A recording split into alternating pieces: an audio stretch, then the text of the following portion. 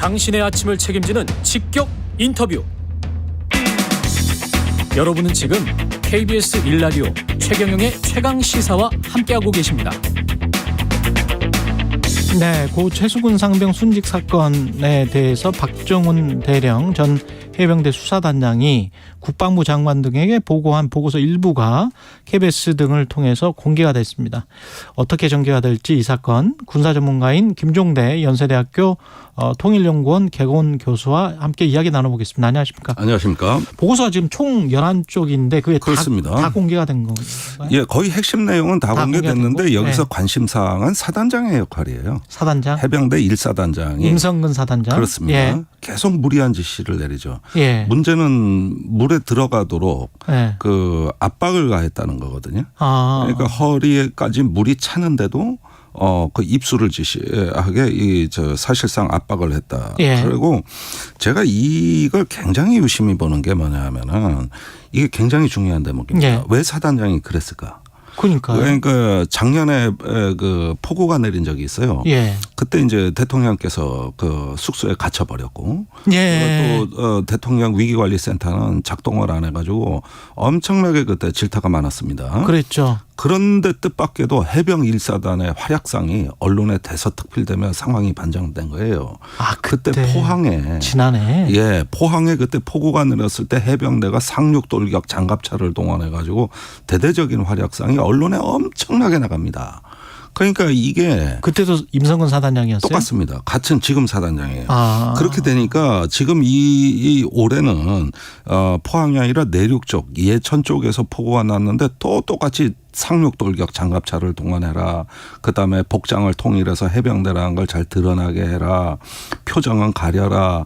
불필요한 지시가 계속 내려가지 않습니까? 그걸 사진 찍기 위해서 막 한 거예요? 사실은? 그래가지고 실제로 예. 최수근 상병이 사망한 19일 이전에 18일 날 또다시 대대적인 보도가 나갑니다. 해병대 대활약상이. 아. 그게 이제 정문 참모가 그 신문 스크랩을 링크를 달아가지고 카톡에서 그 사단장한테 보고를 해요. 사단장이 칭찬을 해주잖아요. 정말 잘했다. 칭찬을 해주는데 이 흐름을 잘 보면은 작년에 해병대 1사단의 그런 어떤 환희와 영광을 올해 되살리겠다는 예. 이런 어떤 분위기가 역력히 보여지는 거고 여기서 무리한 작전이 있었던 거거든요. 그러니까 이런 정황이 바로 1사단장이 이 사건에 직접 개입을 한 과실치사의 핵심 책임자라는 어떤 의미가 되는 것이죠. 그러네요. 그래서 수사단장은 그렇게 판단을 한 것이고. 그렇게 된 겁니다. 그런데 네.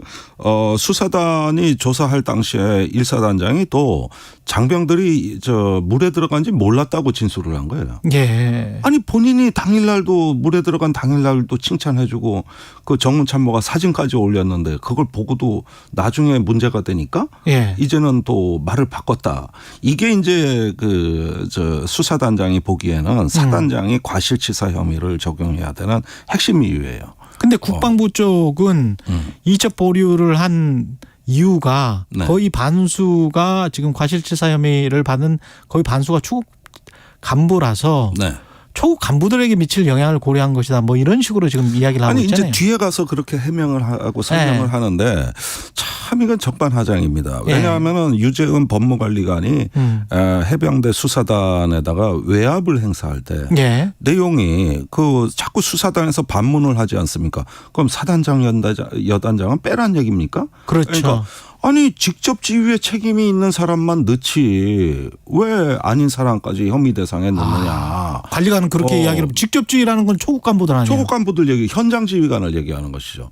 그러면은 압력은 이렇게 행사하고 나중에 이게 문제가 되니까 그때 가서 초급 간부들이 굳이 들어가야 되냐고 문제 제기를 한 것이다. 정반대의 이야기를 해버리면 말 바꾼 거네. 아니 세상에 이게 둘 중에 하나는 완전히 잘못됐다는 얘기인데 예. 어느 말이 맞는 겁니까? 그거는 전화한 내용이 일단은 기준이 돼야 되는 것이지 뒤에 예. 해명은 자꾸 뭘 변명하려고 그러니까 말이 앞뒤가 안 맞는 해명을 한단 말이에요.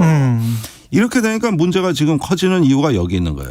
그러니까 수사단장이 이게 무리한 어떤 1사단장의 지시가 있었다. 그래서 1사단장이 과실치사 혐의가 있다라고 네. 판단한 구체적인 근거 이유는 뭐라고 보세요?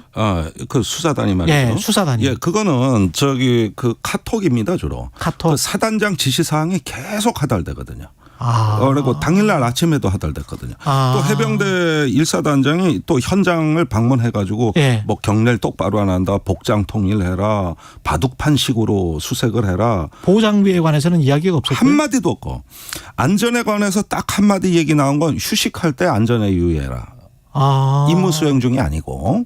그럼 이게 구명조끼나 이런 이야기가 없고. 웃고. 그러니까 이거는 사진 찍기 위한 행사예요. 제가 아. 보기에는. 그러니까 이것이 초급 간부들에게 전달이 돼서 똑바로 하라 그랬거든요. 예. 카톡상으로 전달된 것도 똑바로 지휘해라. 이렇게 되면서 이제 계속 압력이 행사되니까 이럴 때 이제 군인은 복종해야 될 그렇죠. 것이고. 그렇게 지시를 했으면. 예, 그래서 예. 직접적인 책임이 있다고 보는 건데 그 뒤에 이 수사가 막상 시작되자 말 바꾸기를 하는 걸로 보이는 거예요. 그러니까 경찰에서 이걸 빨리 수사해달라고 이첩을 해야 되는 것이었어요. 그렇죠. 그런데 이첩을 했는데 이첩을 이제 보류 지시를 하고 그 과정에서 대통령실이 있었던 거 아니냐라는 네. 의혹인데 그것과 관련해서는 대통령실은 그 사람 얼굴도 모른다. 네. 김태호 차관은 이제 그렇게 이야기를 김태호 1차장은 그렇게 이야기를 하고 있잖아요. 예. 그런데 이게 언론이 조금 놓친 중요한 부분이 있더라고요. 어떤 게 있습니까? 1차장 김태호 그 MB 당시에 예. 대외전략 비서관 그렇게 얘기할 수도 있다고 저는 봐요. 말단 소령까지 뭐 내가 다 아냐 이런 얘기인데. 그렇죠. 예, 그때 뭐 행정관일 때는 소령이었지. 제가 선의로 해석해서 예. 아니 같은 사무실에 아무리 소령이건 뭐 행정요원이건 간에 왜 모릅니까 작은 사무실에서. 그런데 그것까지 인정을 하자 이거예요. 예. 더 중요한 인물이 있다는 걸 왜 언론이 놓치고 있나 모르겠어요. 1차장 말고 2차장 임종득 예비역 소장. 이분도 MB 때 외교안보실에 행정관 근무도 했고 국방비서관도 했고 더 중요한 인물이 있잖아요. 그러면은 예. 군인들끼리는 그때 당시 청와대와 있으면은 그렇지. 다 알거든요. 서로. 무조건 알 수밖에 없지. 알 수밖에 없어요. 예. 다 그런데 육사일 텐데. 이번에 예. 1차장한테만 초점을 맞추다 2차장을 놓치는 거예요.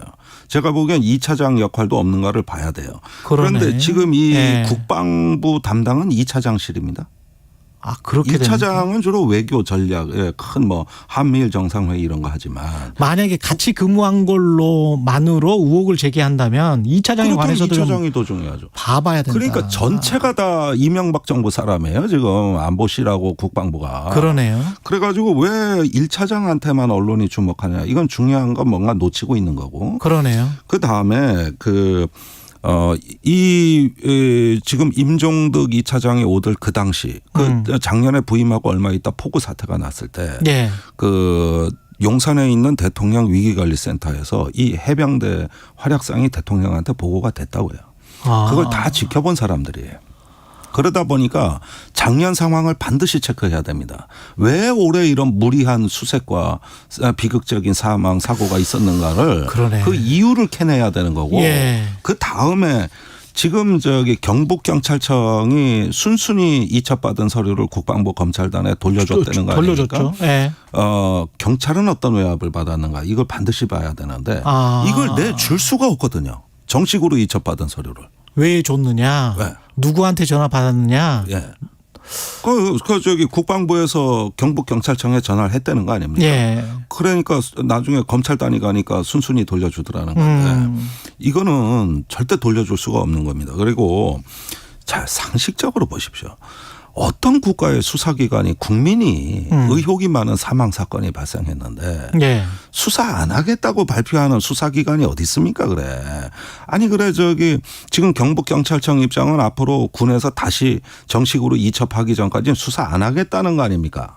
그러네. 아니 지금 최상병이 사망한 지 한 달입니다. 그럼 한 달 동안 수사 착수도 안 했는 거고 언제 착수할지도 모른다는 얘기거든요. 이 얘기가요. 그럼 우리가 지금 항명이다 외압이다 이 논란에 휩싸여 가지고 정작 보지 못하는 본질이 뭡니까? 국민의 생명과 안전에 중대한 사건이 발생했는데 어떤 국가기관도 수사하겠다고 안 나선다는 얘기 아니에요. 이게 책임 있는 민주정부에서 가능한 얘기입니까? 그리고 수사했던 수사단장은 항명으로 지금 혐의를 받고 돼 있고 수사 진행은 방해받고 있고 수사를 해야 한 경찰은 수사할 계획이 없다 그러고 있고.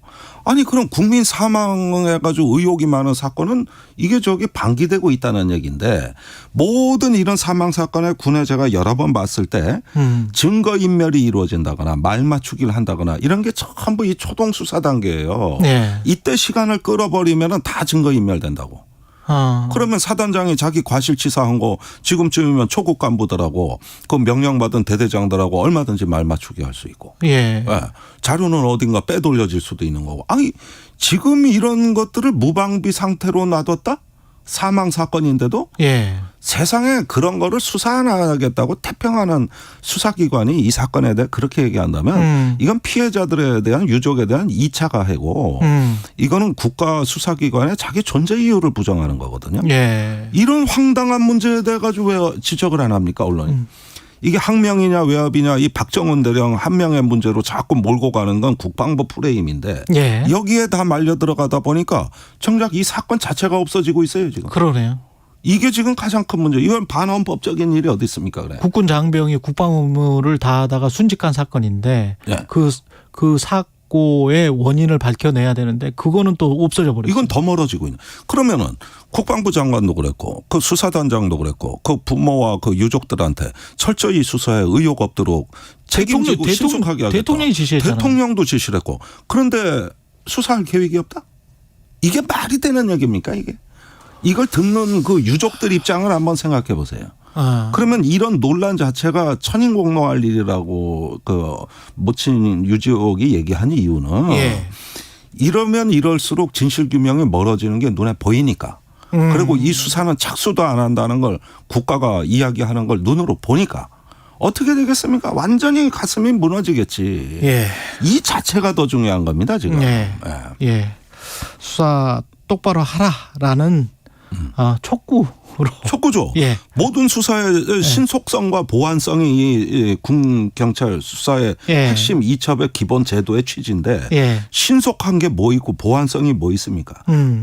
다 위반하고 있죠. 여기까지 듣겠습니다. 아유, 다른 문제도 있었는데 아쉽네요. 예.